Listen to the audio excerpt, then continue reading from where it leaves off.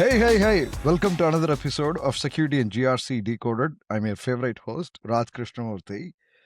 Today, I have the privilege of having Sheron Chakalakal Yes. as our guest today. Sheron is a 15-year plus veteran, started as a software engineer, and he currently heads the GRC program at UiPath. Sheron, welcome to the show. Thank you so much. Thank you for the invitation, and I'm really looking forward for this conversation. Chakalakal, that's the right way to say it, right? Chakalakal. Think about boom shakalaka. Boom Yeah, shakalaka. Okay. you get the term pronounced right. After so many years in US, I've just coined that term. It just makes it easy. No, thank you, Sheron. So, Sheron, I want to start with this. You've been at Salesforce. You've run the security compliance at Salesforce. You've been with Deloitte, right? Been in the audit cycles. You now head the GRC team. What is your hot take or one sort of controversial take on GRC? Yeah, I've been thinking about this for a few days. What is my hot take? It's funny with all the drama that is happening in our industry right now, with everyone giving so much weightage. I have non-GRC friends, non-tech industry friends asking me about GRC because of all the drama that's going on. So I would say maybe we should start doing fair play awards for any great reports, any SOC 2 reports, Fair play awards. anything that that is an actually good report.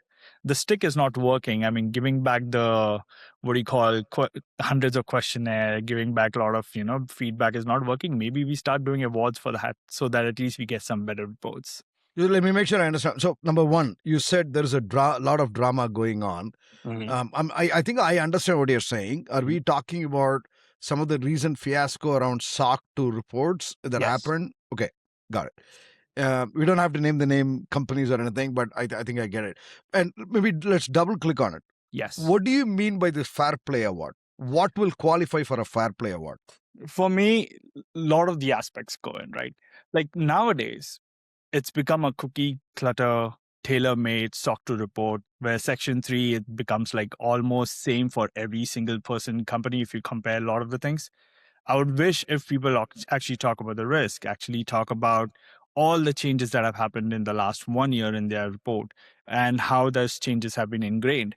Actually giving some, meat to the changes that have happened in their company versus just zero changes in their SOC report.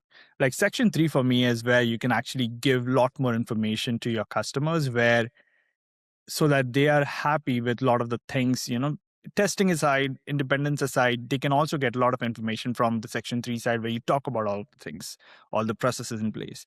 I would love to see that more of a weightage.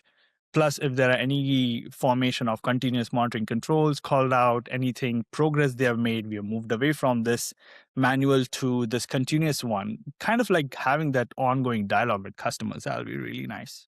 And why do you think customers are not doing that today? Or vendors are not doing that today? I think it's just an overall cycle of an issue, right? Everyone is asking for a SOC 2 report and an ISO report from a small startup to a big enterprise company.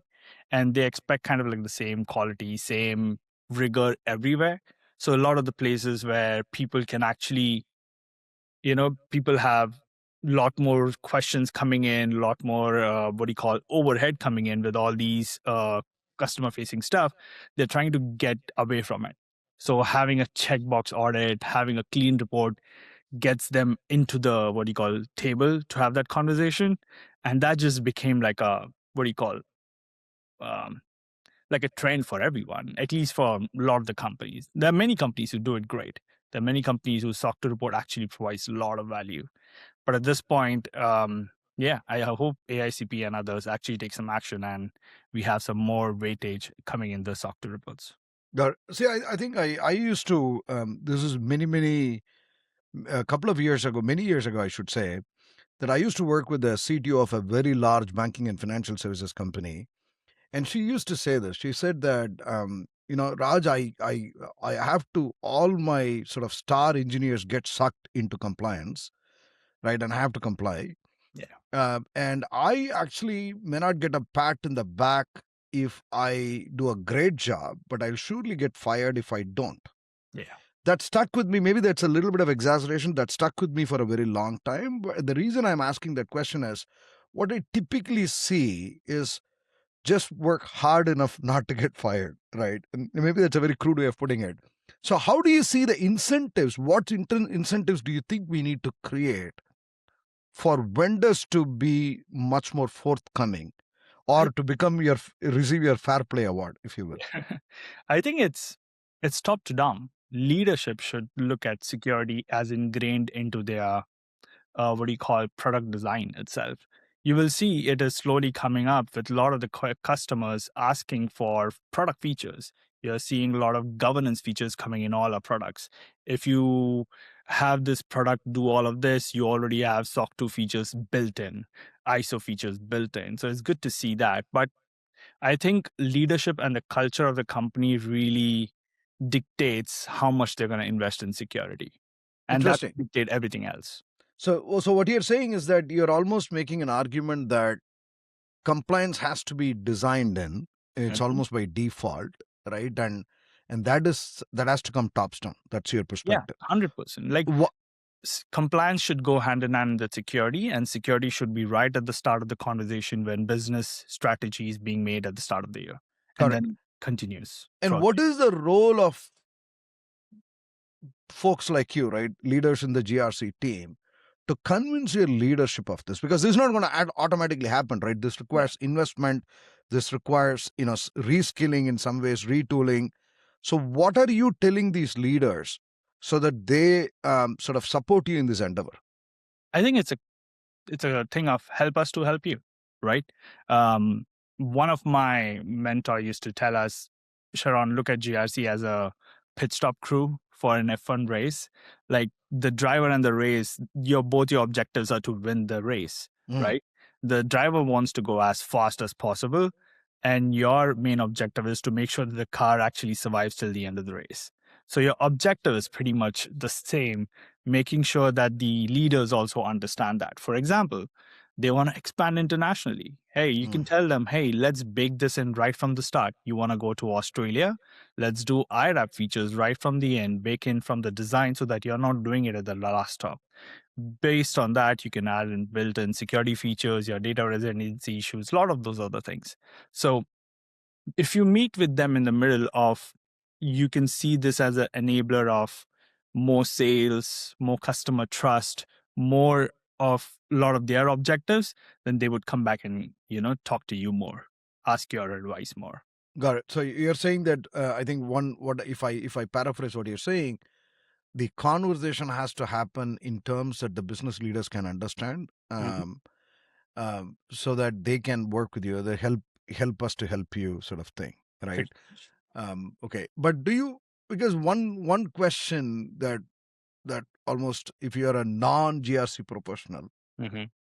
um, is that you see all these phenomenal breaches, and I'm not going to use the word fantastic because that gives credence to it, but the Right. idea is that see all these massive breaches that happen.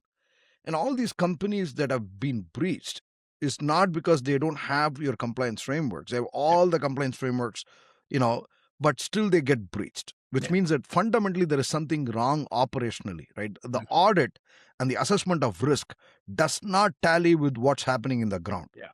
right? Yeah. And leaders tend to carry these perspectives as well, right? So how are you trying to convince them beyond saying that if you get this certificate you will close this deal? What is their incentive to make this continuous and to have the continuous visibility into operational compliance? I think the moment you start equating compliance to security, you will lose that case. The moment, because every other breached company might have some compliance report. That Mm, doesn't mean that they're secure or there might have been some issue, right?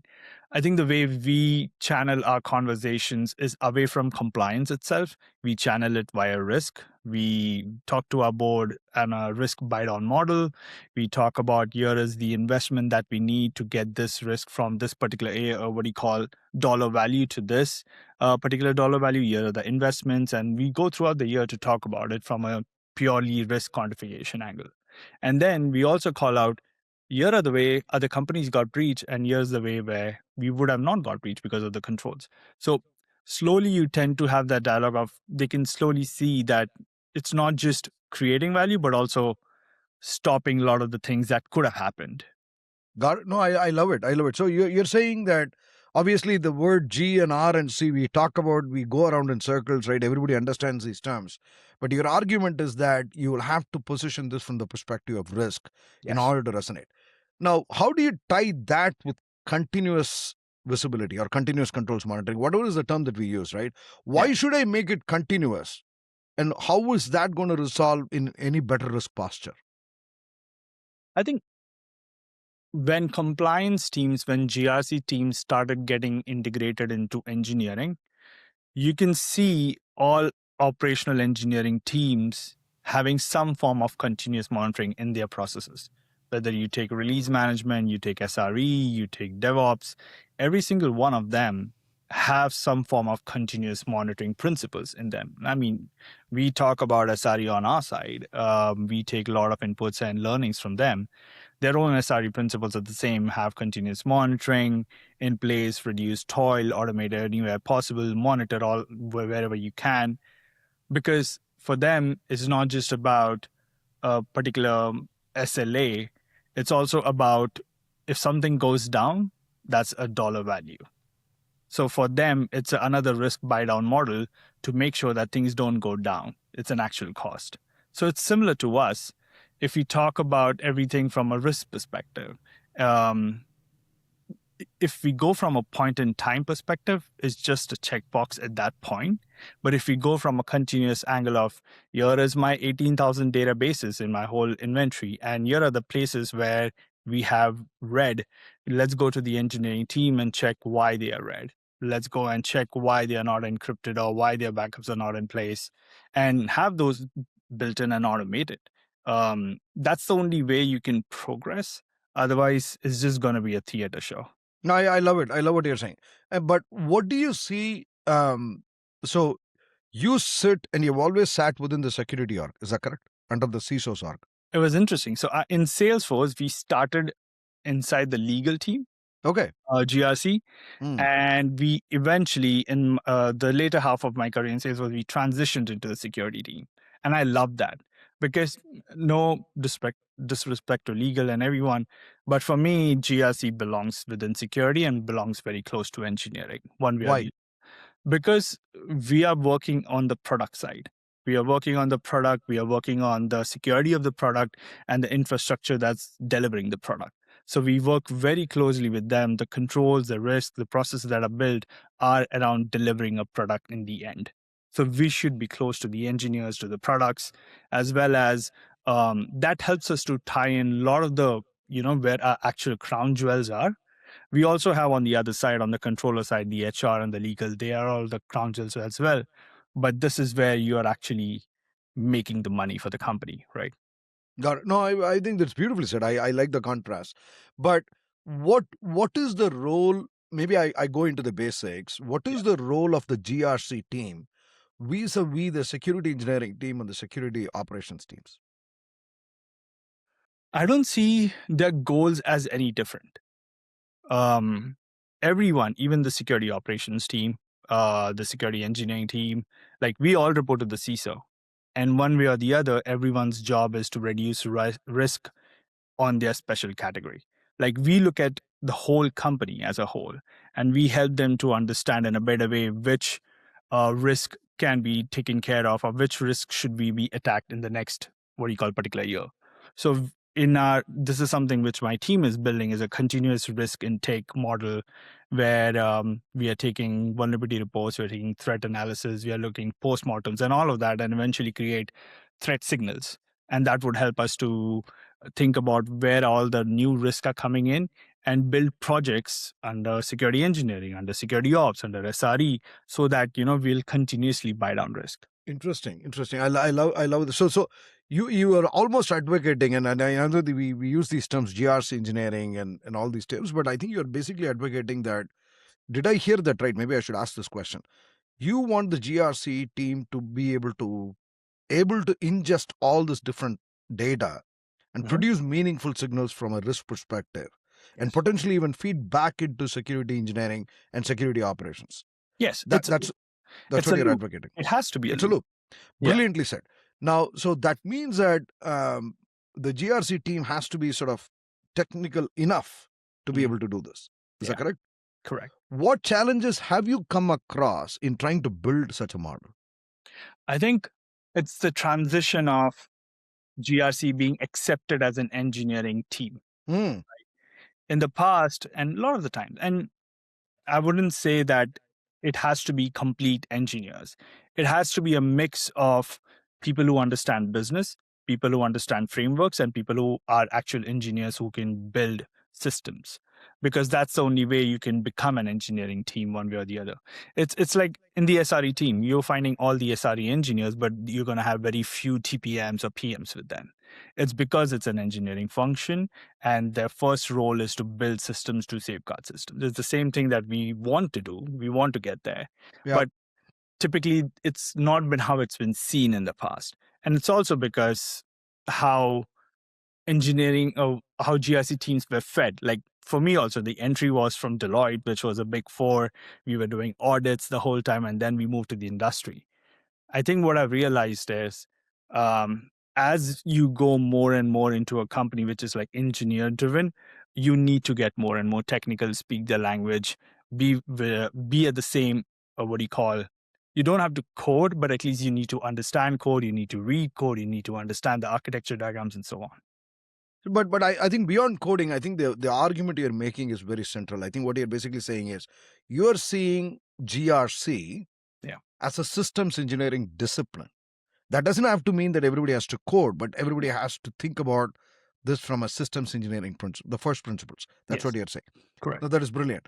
The last time we spoke, you said that you see GRC as a translation layer, as this main glue that stitches these things together. What did Yes. you mean by that? I think it's because we understand where the business is going. We see, oh, here are the new regions that they are trying to address. Here are the new vectors or industries they're trying to go to. We talk to the GTMs, we talk to the support teams, we also talk to the legal. So we branch out much more than the products and engineering. So in that way, we are more closer to business than any other security and engineering team. So we become their voice. We also become their reasoning at that point. And that way, anything what they want to know how where the business is going, we kind of become the portion. The risk also drives a lot of those conversations. That's how we kind of like become like the glue between business and engineering. Okay, makes sense. Makes sense. Um, I think the entire our conversations are fundamentally being transformed, right? I think Gen AI is becoming a very central piece. You are on the AIC consortium, right? I know that you Yeah, did some presentation with Rajiv as well.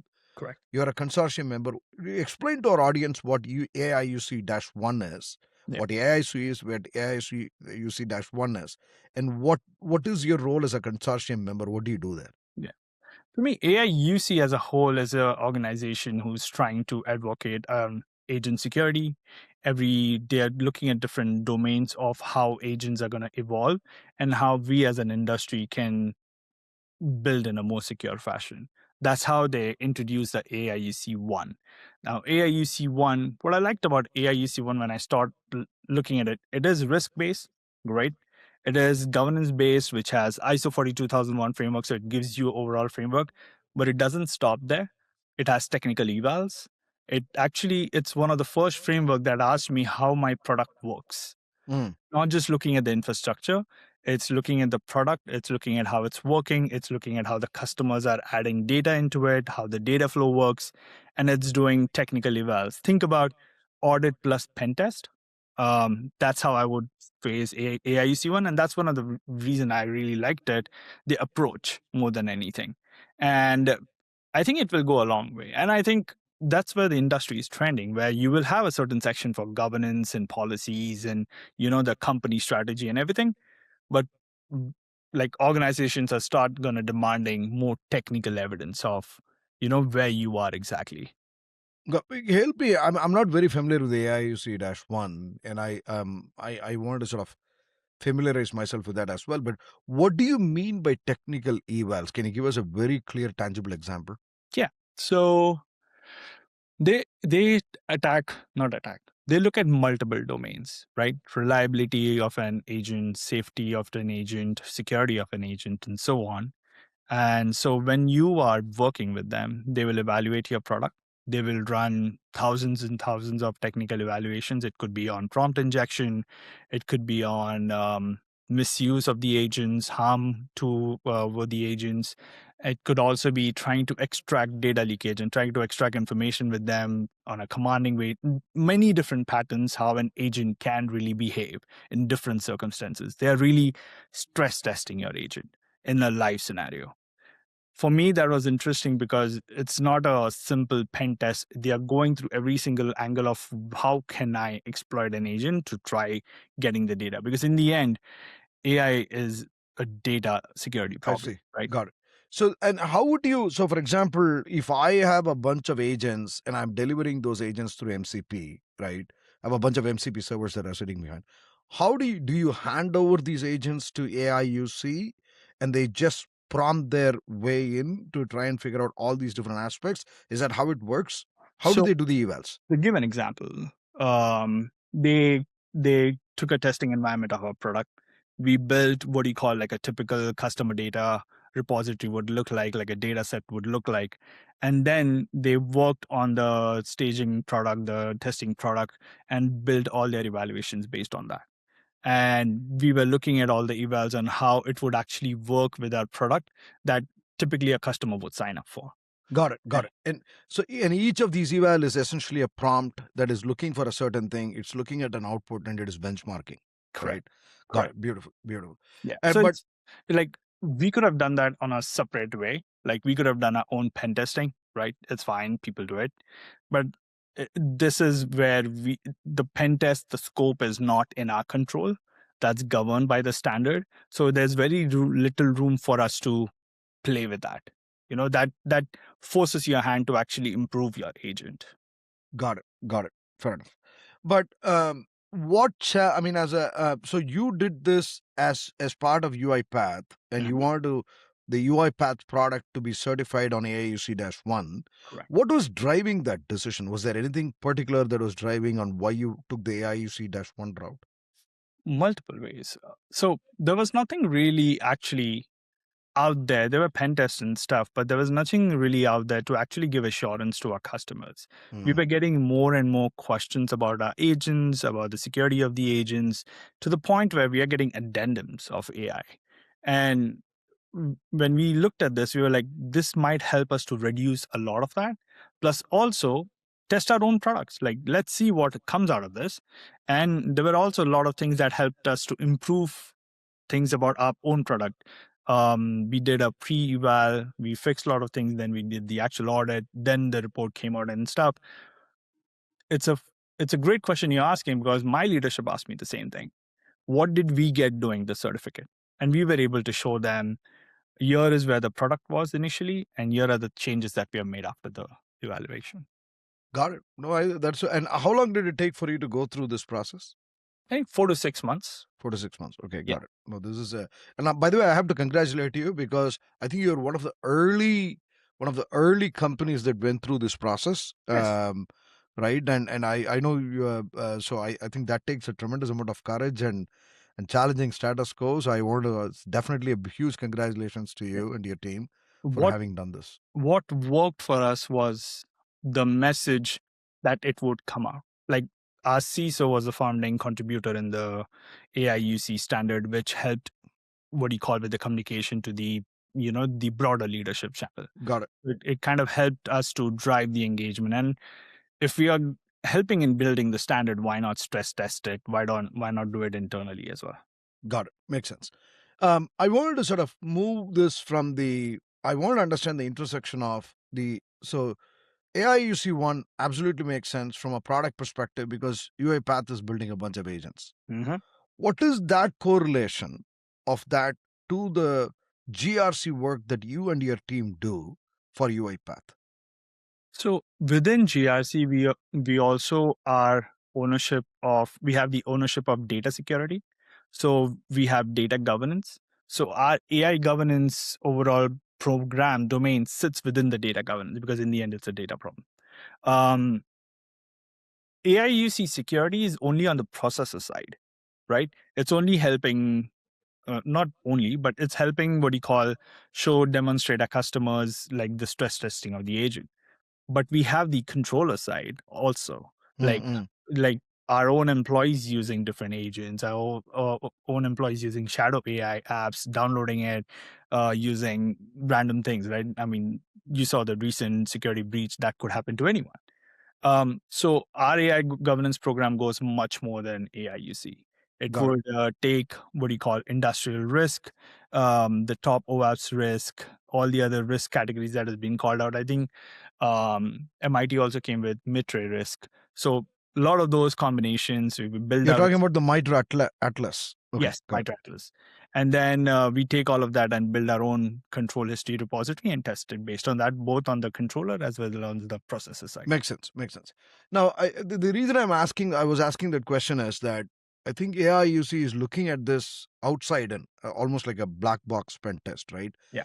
But there's a lot of things that have to happen within because your agents are fundamentally composed of large language models and APIs, and there is a whole layer behind it in terms of making the operations happen. Correct. How do you validate that? By the way, do you apply AIUC 1 to your vendors or do you expect it to? How are you thinking about AIUC 1 and how you are consuming within UiPath with other products that you are using? I think we are asking the same. We haven't made it compulsory for anyone. We are Okay, asking the same questions to everyone, like how do you stress test your agent before using it? beautifully said. Um, Beautifully said. it could be any way. This was a way we chose, and eventually I think the industry might go the same way like people did when they had confidence in high trust. It might go the same route, but for me it was more so like, I want to stress test your agent. If you already have proof, let me know, otherwise we will ask you more questions around it. And your question around the infrastructure part, that is also pretty important because AIUC is looking on the product side, but you have other tools that actually sit linked to your models, linked to your notebooks, linked to your GitHub repositories, wherever the code sits, and it scans on a continuous basis, and it forms kind of like a what do you call like a risk repository similar to a Wiz. So think about it as like Wiz for your models. So there are multiple different angles you can go with this as part of AI governance. AIUC just becomes one jigsaw puzzle. There's another tool called NomaSec. They have become another jigsaw puzzle. And then now we are using tools like tools that will sit on your browser. They will look for anything if people are using prompts, if you're putting any customer data into the prompts. So browser-based tools, application-based tools.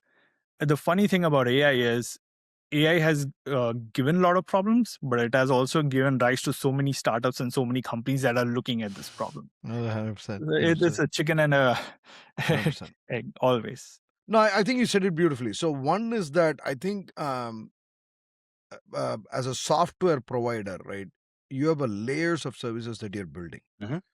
You're using your cloud services, you build your own application infrastructure on top of it. And then on top of it, you build your agents, and then you're sort of testing your agents and you're handing this out to your customers. And I think you talked about AIUC from the perspective of a brilliant perspective of pen testing tops down Mhm. or sort of outside in. Are there frameworks that you work with typically, the usual GRC frameworks that demonstrate assurance continuously for the infrastructure within? Unfortunately, no. We have to build our own.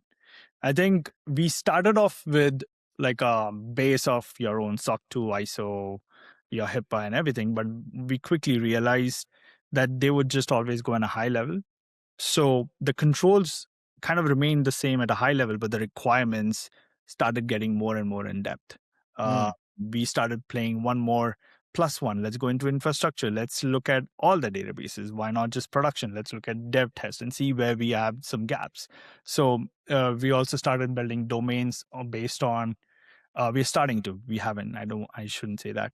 On incident response. Based on incident response, you build down more controls on specific to the attack vectors to your company. So in that way, eventually it modifies very specific to your company versus like a standard framework. I love it. Let me make sure I understand what you're saying. So when you say that you're extending these controls, and we don't have to talk anything specific about any company here, but I know general terms. When you say that you're extending the controls into specific areas, right? Why not just deal with product security database? Why can't I expand? Are you saying that you're implementing these controls by yourself? Does that fall back into a standard, or do they all fall back into the standard SOC too? They all don't fall into the standard SOC 2. Okay. In fact, we use GRC. We also have GRC tools, but we never use it for audits. We use it for continuous monitoring. We are building what you call infrastructure controls through a lot of the things which we can't pull from our own agents and from our own robots. We are using other GRC tools so that we can get all type of what you call data points that are running on our infrastructure and then build controls around it. Got it. No, I'm with you. That Yeah. that makes that makes. So in the end, it could be like encryption at rest, right? It's a simple term, control, Got it. but that could be in variations of different types of databases, your backups, and so on. And within Yep. those there are types. So Yep. One of the challenges that we hear from the practitioners, I should say generally speaking, especially people who are getting into GRC engineering, right, is that most controls are notoriously abstract. Yeah. And engineers think very concrete. They don't understand abstract, right? So how do you balance these two? Because you seem to have sort of crossed into this, right? You have done a lot of the implementations of it, but you're also trying to satisfy this through a broader risk control or risk management perspective.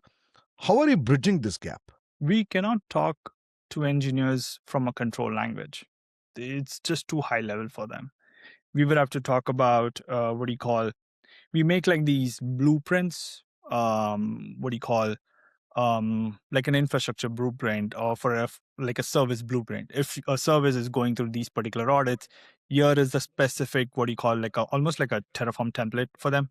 Like this is the template you would have to follow for your particular service and so on.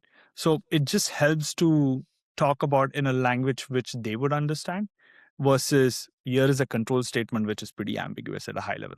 So we also keep the control language pretty ambiguous because that is most of for us, like at a high level everyone can understand, but the one level below that, which is like the requirements, that will go much more in detail. And who's responsible for translating the policy statements to the control narrative, to the requirements, to the implementation? Whose responsibility is that?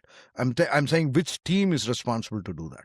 So policy to control to requirement becomes responsibility of the GRC, and then we work with the SRE teams, the SecOps, the SecEng, and everyone to help us to bridge the gap of the technical layer of it. Got it. Yes. And where does the role of GRC engineering within your GRC team, what role does that play? Where do they come in? I think that's where it will slowly transition, right? Right now, we take the first half business to technical layer, but we are not going full depth into the technical layer just within my team. I just have one principal GRC engineer. He cannot be everywhere. But we take the help of security champions in different service teams. We take help of security engineering and all the other security functions. Eventually, it should come back to GRC engineering, because in that way we will know the full layer of a particular control to requirement to implementation. 100%, 100%. And security engineers are already, when I think of them, I think of the whack-a-mole, right? I mean, they're constantly trying to sort of solve the production problems. How do they react to when you go talk about GRC or GRC requirements to them? Do they ever say, I have my day job, let's talk about it next month, or do they ignore you? What happens in that relationship and conversation? It's been a funny transition. At the start, it used to be a pain because GRC has a bad, what do you call, it has a bad backstory from the start. People have been introduced to compliance as, oh my God, this is such a painstake. Just check the box. Check the box. No one wants to look at it. But then when they slowly understand your objectives are the same, they sometimes use compliance as a carrot or a stick, right? Oh, you got to do this for SOC 2. My security engineers are telling this to someone else to And I'm okay sometimes doing that, because in the end, our goals and the objectives are the same, to get a particular risk down one way or the other. So if they're using compliance as a carrot, fine, go ahead with it. So that way I help them in that, and they would help me in the actual implementation works out. Got it. When we sort of briefly spoke last time, you were talking about, and correct me if I'm wrong, you were talking about GRC extending into customer assurance. Mhm. Am I saying this right? What is your view on that? What did you mean by that? I think so. We sit very closely to our customer facing team. I applaud them. I can never do their job because they always get bombarded with all type of different questions and always on a customer facing side. But we sit very closely with them to understand the signals of the customer. We try to see, hey, you send out an audit report to them. What was the feedback? Did you get more follow up questions? Um, and what type of questions? They, in fact, have a role in dictating some of our control wordings and some of our control implementation statements that would help customers to have more faith in our reports and so on. So it's kind of like a back and forth dialogue with them. We help them to reduce their burden in front of the customers, and they would help us to be very close to the customers on how they are looking at our products, how they are looking at our controls, and having that feedback on. Got it. One of the challenges that I've always found is that people talk about first party risk and third party risk, right? And it is sort of very interesting, especially if you're a vendor. And what happens is that you're doing a lot of this assessment, and like you were talking about a significant amount of controls that you're testing, every single user that has MFA enabled, non-MFA enabled. The reality is that it is very difficult and it's a very complex environment. But when we present this to customers, we don't present any of this information, right? You're giving them a very basic high level overview, which is what you're supposed to do. um, and my question to you is that you have a lot of insights into what's happening on a daily basis, and you are trying to pass this information almost like a curated information to your customer success teams or customer assurance team. Mhm. How does the translation work? I mean, does this information, do they ask you for details, and does the details give them confidence, or what happens in that conversation? So we have architectural discussions with our customer facing team ourselves, like not just us. They talk directly to the security architecture team as well, security engineering team as well, because they want to know as much as possible to answer customers' questions so that they don't come back time and time again to to the engineers. Um, but for me, if we put everything out there, does every customer really want to go on that level, right? So we give a layer to them. Here is a minimum bar layer which we give everyone, and you can poke at us, you can ask more questions about us, and we can happy to go in more in detail. For me, this is not just about the customer, but also the internal crown jewels, the not just looking at it as a processor, but also looking at the controller. So I need to have the whole view on it versus just what the customer needs. Got it. Got it. Have you come across zero knowledge proofs in GRC before? No, I haven't. What does that mean? Okay. So the idea of a zero knowledge proof, and by the way, there is no implementation. This is theory. The idea of a zero knowledge proof is to provide assurance without providing details. Mm. So, for example, I mean, the easiest example people say is that I have two doors. You're sitting on the other side. You are the verifier. You want to know if I have the keys to those doors. Mhm. One way is to do is that I give you the keys and you can go plug in the keys and you will know if it works. And as a verifier, you know that what I'm saying is right or wrong. But in that case, I'm going to give you what the keys are, what my secrets are, so that you can go test. And that's not going to work. The Yeah. other way is that you ask me a bunch of questions. You say, come through door 1, come through door 3, come through door 5. And every time I come through it, and that way you know that I can come through the doors, which corollary means that I have the keys Yeah. without giving you the keys. When giving us. This is a sort of a rough example, and this is actually very much in the blockchain transactions. But the reason I'm asking is that I'm saying this is that we have not had these conversations in GRC. And in my opinion, GRC is very ripe for some of these conversations. That's why I was trying to understand. I think Uh, the balance is important. Giving enough information that a customer needs, but also not making your what do you call the security story as a burden to the customer facing team. That balance is definitely important so that they can don't have overhead of just addressing customer questions so much, and 100%. also at the same time having that many follow-ups to read. So there always has to be a It's a balance. balance. Yeah. 100%.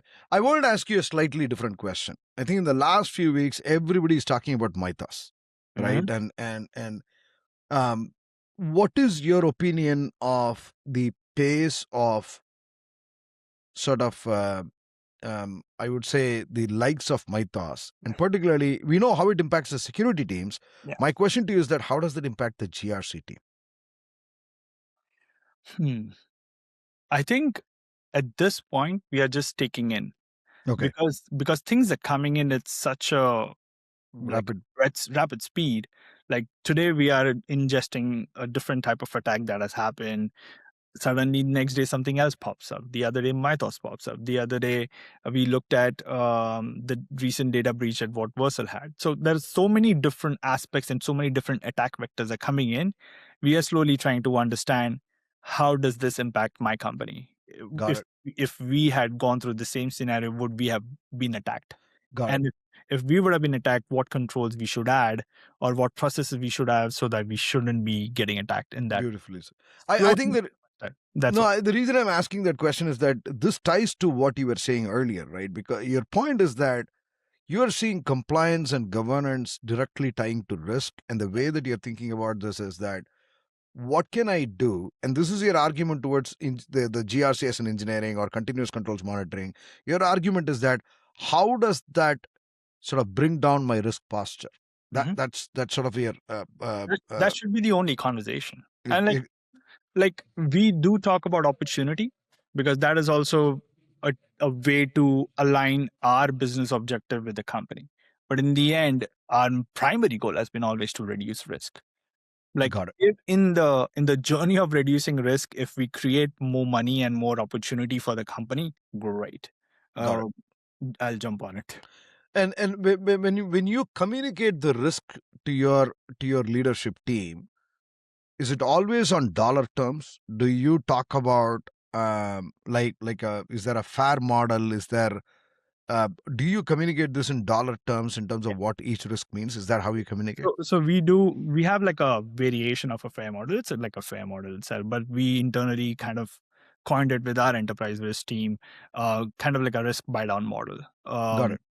It is following the same principle, having the dollar value, the probability, the ratios of when it's going to impact, and so on. The final calculations, everything sits with us, but eventually it branches out into a dashboard, which the leadership can look at.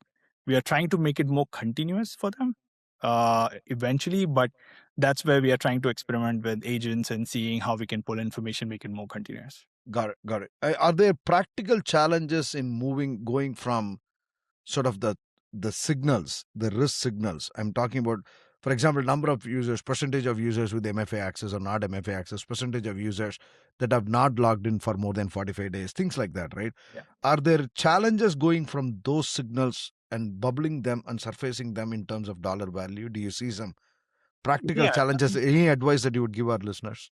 there's a lot of noise. If you need to start collecting data, there's so much data to collect. I mean, uh, on our data governance side itself, we see so much that it becomes like, let's cut through the noise and see which data really matters to us. So, my advice would be only start small, look at the first 4 or 5 risk, see how you can get quantified, and then slowly expand. Like you don't have to go with hundreds of risk and then you will never get anywhere. Start with 5 and then slowly expand into it. Got it. I think that's a very sage advice. So your point is try and create a baseline and iterate through. Yeah. No, the beautifully said. No, I What do you think? I'm curious. On your side, you talk to so many customers, leaders, on a daily basis as a vendor. What do you think on your side? How do you see the industry talking about risk, compliance, engineering? Is everyone asking you, should I look at a SOC 2 or should I reduce my risk? How the conversation flows on your no, side? I think it's a very interesting question. I'll tell you because there is a big disconnect between conversations and reality. Mm. Um, and that is because these are very difficult things to do. Yeah. Because one of the challenges that we see is that there are these silos of what risk is and what governance is and what compliance is and what audit is. Mhm. Everybody agrees at the end of the day it is about managing cybersecurity risk, but the politics of it, especially in slightly larger companies, actually derail a lot of these conversations. Yeah. Because at the end of the day, these are very different facets to the same conversation. Yeah. So to your question back, I think one of the biggest challenges that customers face is where to start. Mhm. And in many ways, that's why I like the advice that you gave, which is that sometimes it is actually very difficult to go, you know, um, I mean, I don't want to, this analogy may sound wrong because I'm not about cutting trees or anything, but the idea is that if you really want to cut the forest, right, Yeah. you want to start with a few trees. You definitely want to understand how big the forest is. You want to be able to at least assess for yourself what it means and how to prioritize. But you can't just dream about cutting the forest. You'll have to get, you can watch the game from the bleachers only so much. So you'll have to get in and cut some of these trees. And as you cut them, you start clearing your way, right? So the point is that I think in many ways the iterative model is where you need to start. Correct. You may want to have a broader understanding, but I think it is maturing. I think the talk about operational compliance is becoming very central. Yeah. But I think there is still a long way to go in terms of how to make that happen. Yeah. I think even us, I'm not going to say we are still learning every single day. There's so much going on that sometimes we feel that it's a whack-a-mole. But at the end of the day, we come back and like, okay, let's go back to basics. Let's go back to the board. Here is the unknowns. How much of it can we know ourselves with all the data points? Who can help us to understand others? And let's start building on that slowly by slowly. No, 100%, 100%, 100%. How do you think about build versus buy, especially when it comes to the GRC engineering as a discipline, Sharon? I like both. Whatever gets me to my objective within the within the I'll be more practical, right? Because you only have this much dollar amount to spend, whether it's people, whether it's tools and everything. So combining all of that, whatever gets me there closest and fast, we will combine both. For us personally, the way we look at, if there are solutions that we can build internally through our own products that can be sold as a vertical solution to someone, Yep. right, let's focus more on that, let's build on that. If there are like these one-offs things, then we can use other build things and then use that. Like Got it. Makes sense. it's the same thing we're doing with Claude versus our own agents. Like if we have like a continuous kind of vertical solution, we are trying to build out with our own agents so that we become customers for that and we can provide more feedback to our own products. But if it's something like a one-off thing, then we will just use Claude or something else that can be like a quick way to fix. Got it. And I think you've done a lot of work around agents, and particularly both on the product side and also on the back office. My question to you is that how do you explain this to your auditors? Because inherently these are model driven and probabilistic in nature. Have your conversations changed over the last few years? The way that you used to handle traditional GRC and the way that you're handling the agentic GRC, are there changes in conversations with your auditors? I think the start of my conversation has never changed with them, because my question to them is it's funny, lot of the time they've come with random questions and I'll like pause. What risk are you trying to solve? Mm, Like asking me that question, and then we deep dive into that risk question and then provide them proof of how do we mitigate that risk.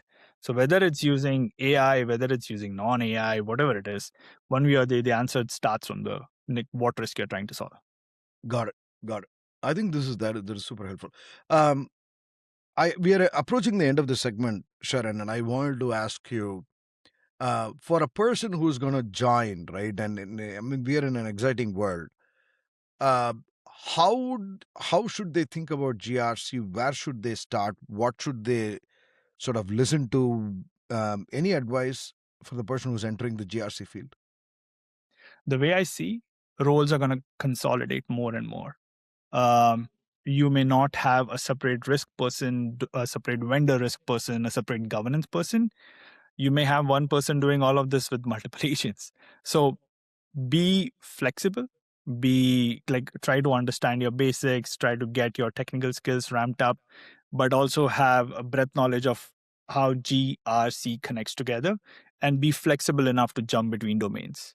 That way, it helps you to be not just what you call come into one category and go between GRs and C. You become like that focal point for everyone. Like if you have your technical skills set, like you learn your engineering principles, your how other teams do it, at least you can start building on it. But also be what do you call, don't fixate on one particular domain. Like be open to the whole program of GRC and then start being flexible around it. Got it. No, I think this is super helpful. And Sharon, one last to before we wrap up, any shout out to anybody that you want to call out, right? That has made you successful, that has sort of helped you in this journey. I would say a lot of my mentors from Salesforce. They were pretty brilliant. I'll give you one example. It was funny. First year of my career, there was this auditor who missed a quarterly access review, and I was at the start of it, and I was like, "Oh, great, they missed it. I'm not going to tell them." My manager then, shout out to Mazi. She like, "No, you have to tell them," and I'm like, "Why?" She said that, well, our chief compliance officer signs on the letter saying, I we are love it. telling you, we are being truthful to you. And for me, that was a light bulb moment. I know. And that's why I put a lot of impetus on the leadership. Like the leadership has to take a lot of that, what do you call, the drive for the team. Because otherwise, how are you going to educate the next generation? No, I love it. And I think that's a brilliant example as well, because in many ways we forget that these audit letters are signed by the management team. It has their name and their ink on the Yeah. paper, which means that they are standing by whatever is said there, right? Yeah. And many times we forget that. Yeah. So now, with that, Sharon, this was a brilliant conversation. Thank you very much for spending the time with us today. Best wishes. Thank you so much, Raj, and thank you for the invitation. This was really fun. One of the few podcasts I listen to, because otherwise my toddler would always want to listen to Taylor Swift. Driving. So thank you again for creating this. Very interesting. Appreciate it. Thank you. We are up there with Taylor Swift. Thank you.